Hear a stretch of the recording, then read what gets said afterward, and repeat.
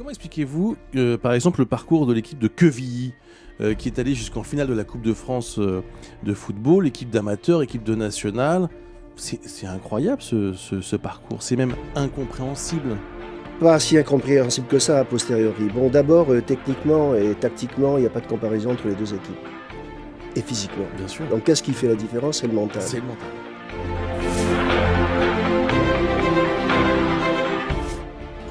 On ne naît pas champion. Je pense qu'on le devient. On apprend à progresser, on apprend à gérer les différents paramètres d'une compétition sportive. Et donc je trouve effectivement qu'on peut construire un champion. Ensuite, à mon avis, ce qui est décisif dans ce chemin, c'est de réussir à donner des outils à l'athlète pour qu'il puisse, lui, s'approprier son propre modèle de performance et essayer de développer sa propre voie. Je ne crois pas qu'il y ait de recettes pour devenir un champion. En revanche, je crois qu'il y a des repères à respecter, des outils, encore une fois, à maîtriser. Mais ensuite, c'est à chacun de réussir à apporter sa propre créativité et son propre modèle de performance.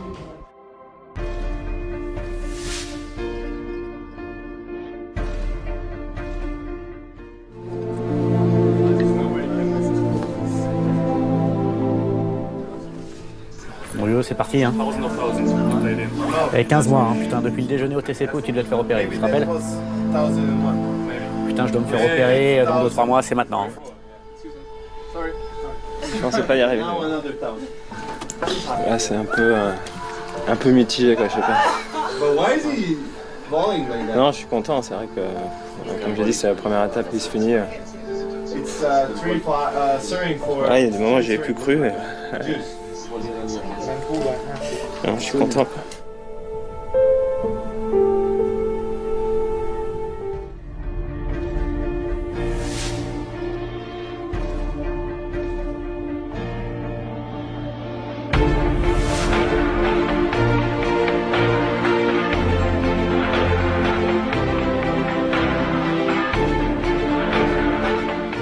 Et là, je sais où je vais la mettre et je la vois au fond, projection mentale de la réussite. Elle est dedans. Oh. Il y a du boulot au niveau mental. Hein. Visualiser des actions, se visualiser en situation de réussite, ça peut permettre de prendre confiance, ça peut permettre d'affiner un peu ses gestes techniques, parce que ça sollicite des zones du cerveau qui un petit peu les mêmes zones du cerveau que quand tu fais l'action en réalité. Imaginez-vous dans un avenir proche, avec le groupe professionnel, prendre du plaisir sur le terrain, mettre de l'intensité dans vos pratiques, avoir de la réussite dans vos gestes.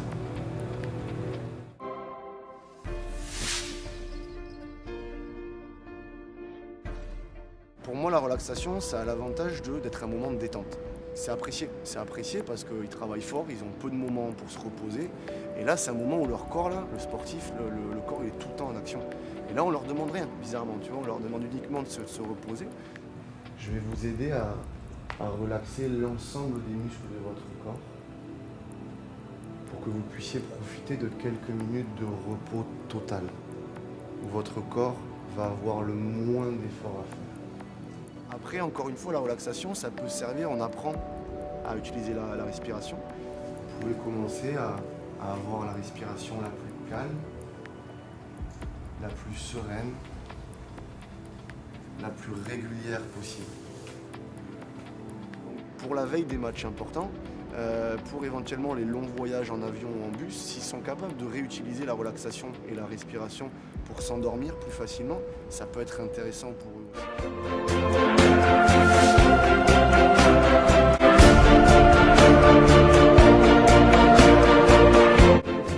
Il fallait que j'en batte 3 sur les 4 pour pouvoir me qualifier.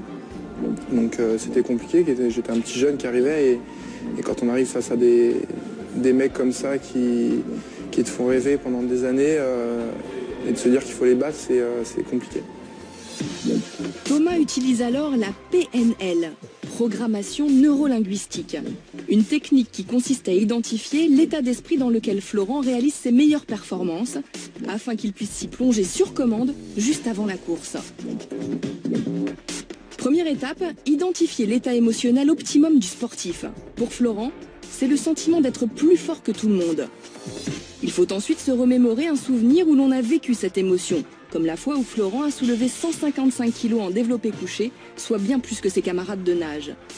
Enfin, il faut associer un mot-clé à cette émotion, le mot puissance pour Florent. Et voilà ce qu'il se passe dans son cerveau. Grâce à la PNL, le simple fait de penser à ce mot-clé, puissance, va rappeler à Florent le souvenir de cette séance de musculation. Il va alors ressentir l'émotion associée à ce souvenir, c'est-à-dire le sentiment d'être plus fort que les autres. Donc à force de pratiquer la PNL, il va se créer un raccourci dans le cerveau. Le mot-clé va directement déclencher la bonne émotion sans même passer par le souvenir. Florent est alors prêt mentalement à réaliser sa meilleure performance. Il a ainsi battu les anciens qui le redoutaient tant et il a décroché l'or au JO. Ça m'a aidé à me dire que j'étais capable de le faire et que même si c'est des mecs qui ont tous nagé plus vite que moi, il fallait pas que j'ai de complexe par rapport à ça.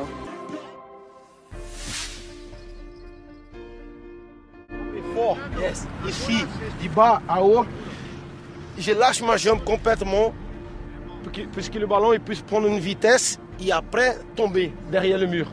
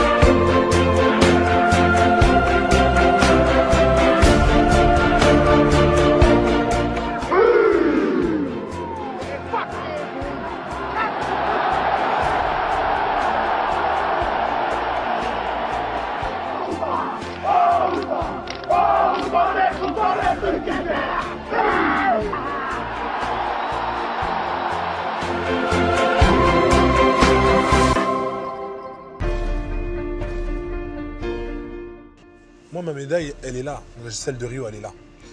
Simplement, c'est pas elle qui va venir à moi. C'est moi qui vais devoir aller la chercher. C'est moi qui vais devoir œuvrer. C'est moi qui vais devoir me préparer pour aller la chercher. Et ça, c'est ce que j'essaie de dire, c'est que ça, c'est valable pour tout le monde. On a un but, un objectif. Il faut faire ce qu'il faut. Il faut se donner les moyens pour aller le chercher. Il faut se donner les moyens d'y arriver.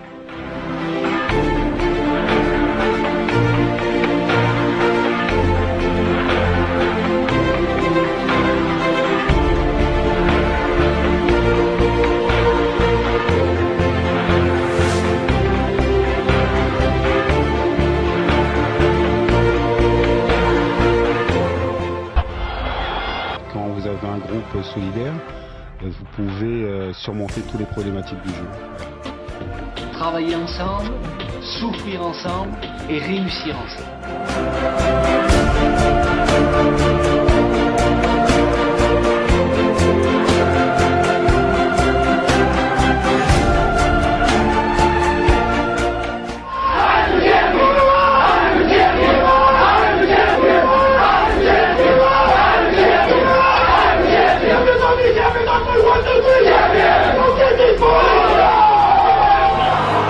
And he tee up someone in red. In he goes.